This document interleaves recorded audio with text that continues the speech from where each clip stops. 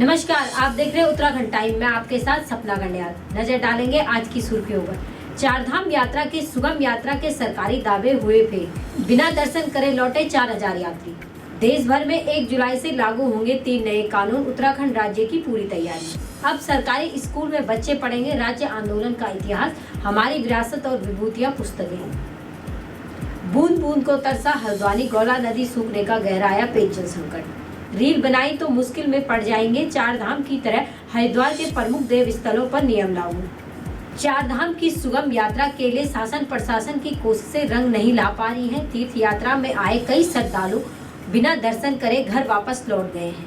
प्रशासन ने अस्थायी पंजीकरण व्यवस्था भी शुरू की, लेकिन अब तक करीब 4000 तीर्थ यात्री ऋषिकेश से घर लौट गए हैं। लौटने वाले तीर्थ यात्रियों का कहना है कि उत्तराखंड पहुंचने के बाद धामों के दर्शन न कर पाना दुर्भाग्य है, उनके जीवन का सबसे बुरा अनुभव है। बताते हैं कि ये लोग अस्थायी पंजीकरण के लिए रोके गए थे, फिर व्यवस्था भी बंद कर दी गई। ऑफलाइन पंजीकरण बंद होने पर ऋषिकेश में रोके गए करीब 12000 तीर्थ यात्रियों को धाम के लिए दर्शन करने के लिए प्रशासन की अस्थायी पंजीकरण व्यवस्था की योजना थी।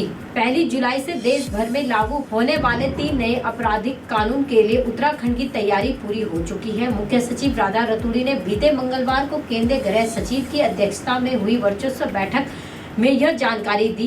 केंद्रीय गृह सचिव ने सभी राज्यों के साथ नए कानून को लागू करने से पहले सभी राज्यों के स्तर पर अब तक की तैयारियों के बारे में प्रगति जानी। 1 जुलाई से भारतीय नागरिक सुरक्षा संहिता 2023, भारतीय न्याय संहिता 2023, भारतीय सुरक्षा अधिनियम 2023 लागू होने हैं। इसके साथ ही सीएस ने कहा कि कानून की जानकारी के संबंध में सभी परीक्षण भी 20 जून तक पूरे हो जाएंगे। उत्तराखंड के सरकारी विद्यालयों में प्रारंभिक कक्षा के बच्चे राज्य आंदोलन के इतिहास के साथ ही कारगिल के अमर शहीदों के बलिदान को पढ़ेंगे। सीएम की घोषणा के बाद शैक्षिक अनुसंधान के प्रशिक्षण परिषद के हमारी विरासत और विभूतियाँ पुस्तक तैयार की गई है, जिसे कक्षा 6 से 8 तक सामाजिक विज्ञान विषय के सहायक पुस्तिका के रूप में पाठ्यक्रम में शामिल किया जाएगा। शिक्षा महानिदेशक बंशीधर तिवारी की अध्यक्षता में हुई विभाग की ये बैठक, इसका प्रस्तुतिकरण किया गया।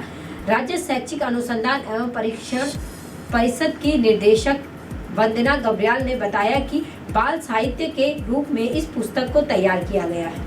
भीषण गर्मी के चलते गौला नदी का जल स्तर 60 फीट रह गया है। इससे जल आपूर्ति के साथ ही सिंचाई के लिए संकट होने लगा है। सिंचाई विभाग से मिले आंकड़े के अनुसार 2018 में गौला नदी का जल स्तर 65 फीट था, लेकिन वर्तमान के आंकड़ों में 5 फीट कम हो गया है। गौला नदी का जल स्तर हर दिन घटता जा रहा है, इससे जल संकट गहराने लगा है। हर दिन जल संस्थान को शहर को पानी पिलाने के लिए 35 MLD पानी की आवश्यकता होती है। इसके अलावा विभाग में 65 नलकूपों से शहर क्षेत्रों में पानी पिलाने की व्यवस्था कर रहा है। गर्मी बढ़ने और भूजल स्तर कम होने से नलकूपों से पानी का डिस्चार्ज कम हो गया है, जिससे कई इलाकों में पानी की समस्या बनी हुई है।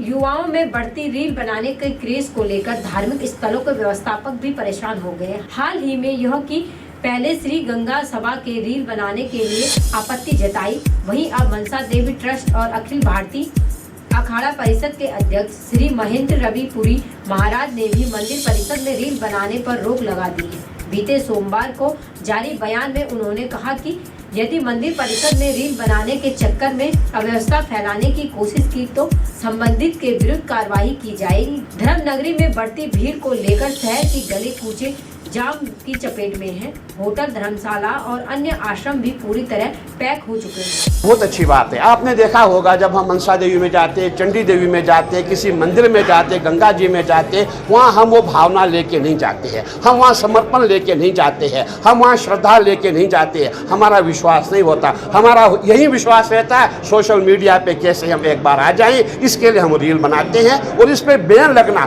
बहुत जरूरी है। क्या मनसा देवी में भी इसकी शुरुआत की जाएगी? मेरा प्रयास रहेगा और मैं बहुत जल्दी शायद आप सबको बुला करके ऐसा मैं कार्य करने जा रहा हूँ। बाकी की तमाम खबरों के लिए जुड़े रहे हमारे साथ और देखते रहे उत्तराखंड टाइम।